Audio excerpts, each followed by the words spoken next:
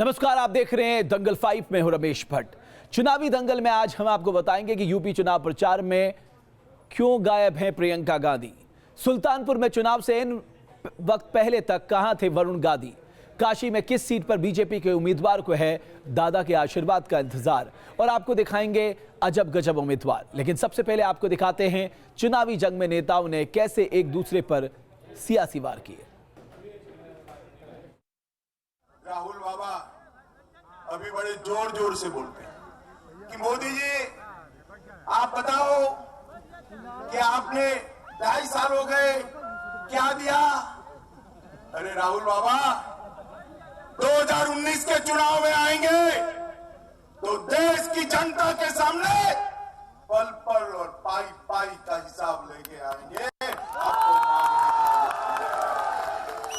फिर भी मैं बताता हूं, अगर आप पूछते हो तो मोदी जी को जवाब देने की जरूरत नहीं है। मैं यहाँ खड़ा हूँ जवाब देने के लिए। राहुल बाबा मैं जवाब दिए देता हूँ।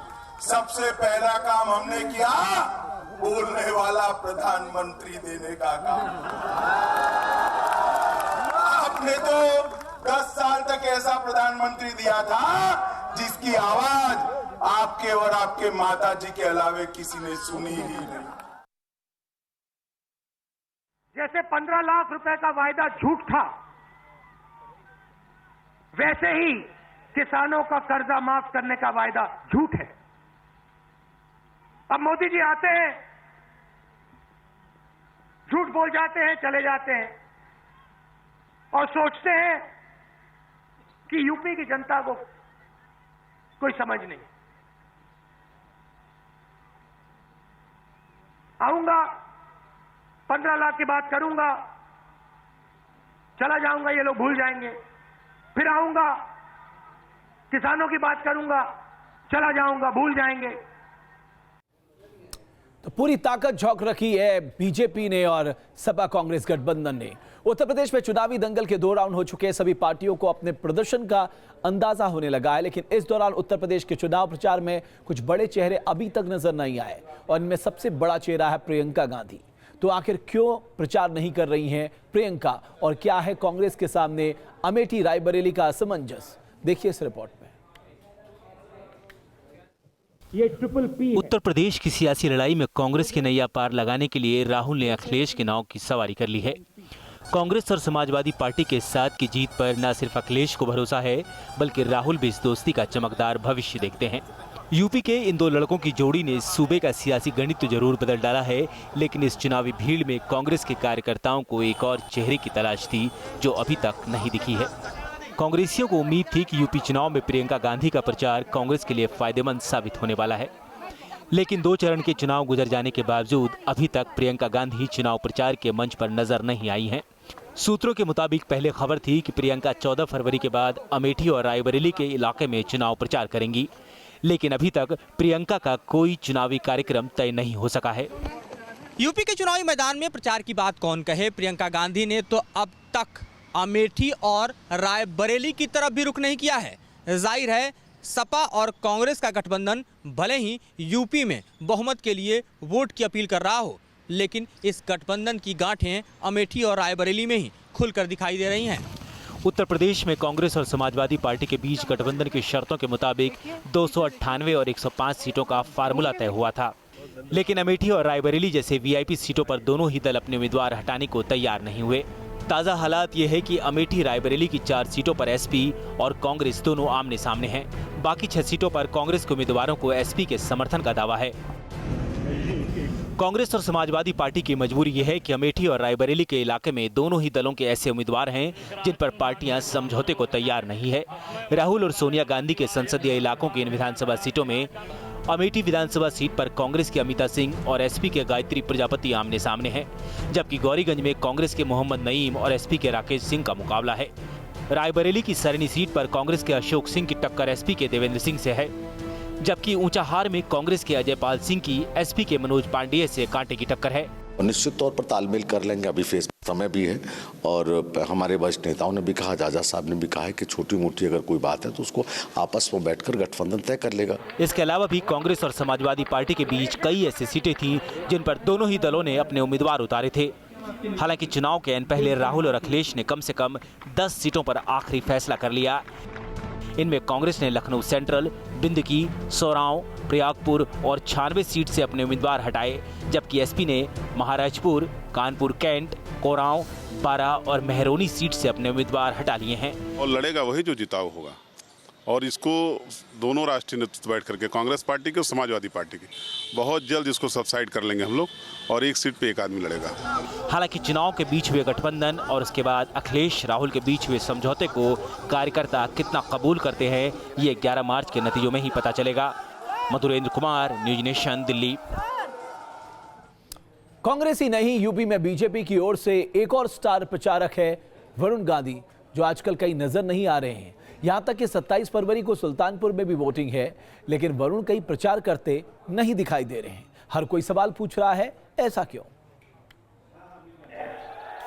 उत्तर प्रदेश के चुनावी दंगल में बीजेपी की ओर से प्रधानमंत्री नरेंद्र मोदी से लेकर अमित शाह और राजनाथ सिंह से लेकर स्मृति ईरानी तक चुनाव प्रचार में जुटी हुई हैं। स्टार प्रचारकों की इस फौज की बदौलत बीजेपी ने यूपी में 2 चरणों का चुनाव भी निपटा दिया, लेकिन इन स्टार प्रचारकों के बीच यूपी में बीजेपी का एक बड़ा चेहरा नजर नहीं आ रहा। वो है वरुण गांधी। कभी बीजेपी के फायर ब्रांड प्रचारक माने जाने वाले वरुण गांधी ना कहीं चुनाव प्रचार में दिख रहे हैं और ना ही अपने सुल्तानपुर के इलाके में कहीं नजर आ रहे हैं।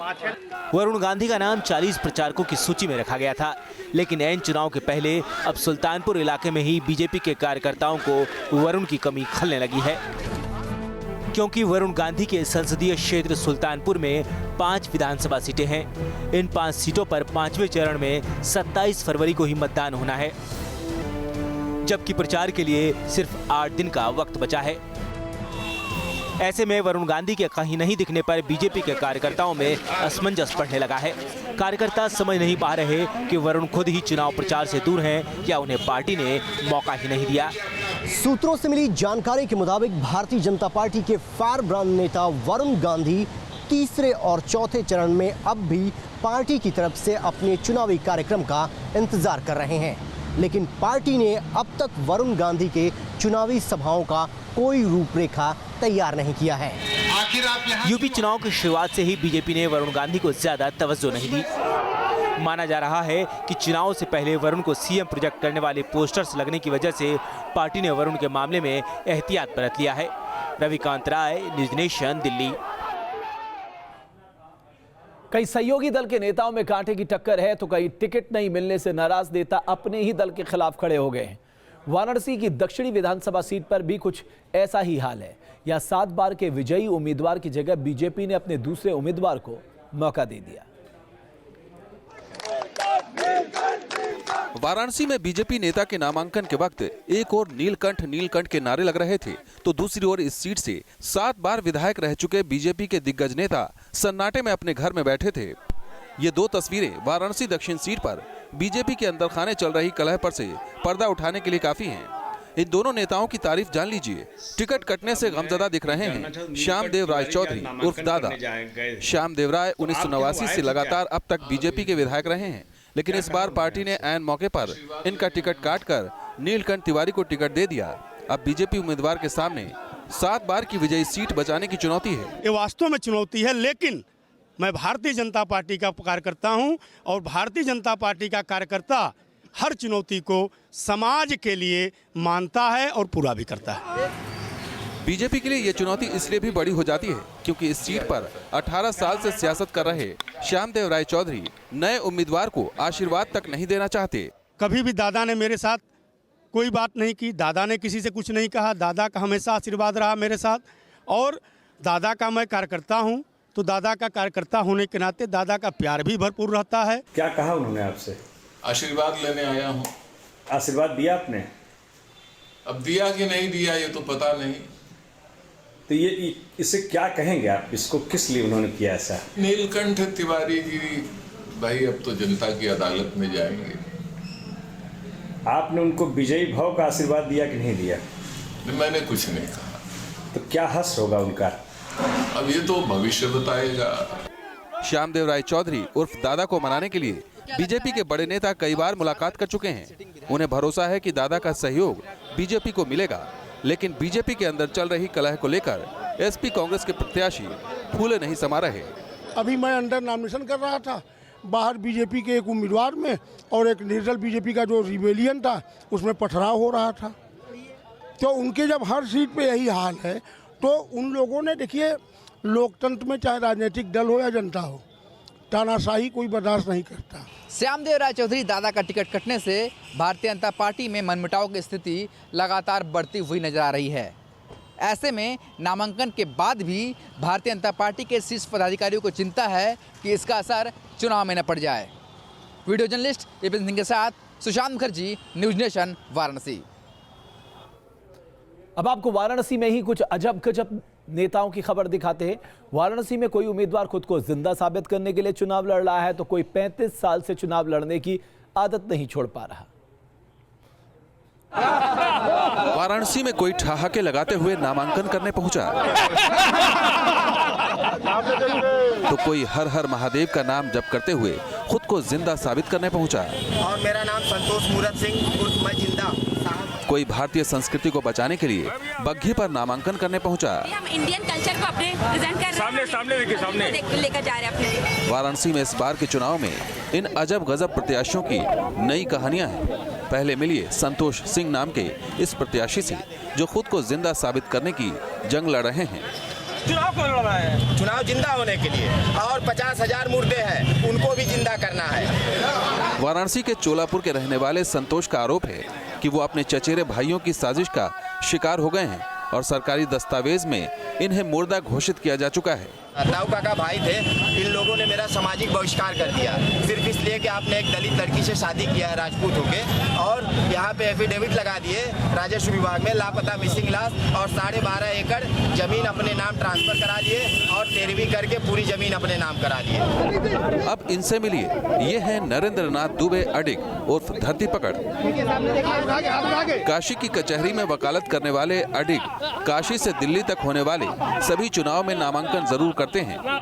मैं 388 उत्तर वाराणसी और 389 दक्षिणी वाराणसी का मैं अखिल भारतीय रामराज परिषद के गठबंधन के समर्पित प्रत्याशी के रूप में मैं इस बार चुनाव मैदान में इसलिए हूँ, इस बार हमको शहर उत्तरी और दक्षिणी दोनों मतदाताओं ने मुझको जो है आमंत्रित किया है। वाराणसी में राम राज्य लाने के लिए 1984 से अब तक हर चुनाव में किस्मत आजमाने वाले अडिग का चुनावी नारा भी सुन लीजिए। सत्य की जय हो, सत्य का नाश हो, प्राणियों में विश्व का कल्याण हो। और अब इनसे मिलिए, वाराणसी शहर की दक्षिणी सीट से नामांकन करने बग्घी पर पहुंची रूबी फातिमा। 2 विषयों में मास्टर्स डिग्री ले चुकी रूबी बग्घी से नामांकन करने क्यों पहुंची, इसका जवाब भी सुन लीजिए। कहाँ से नामांकन कर रही है? कहाँ से? तो इस तरह अजब तरीके से ये इंडियन कल्चर है, हमारी भारतीय संस्कृति है, हमारी परंपरा है, हम इसी के साथ जाएंगे। हमें अपनी संस्कृति, अपनी विरासत बहुत प्यारी है।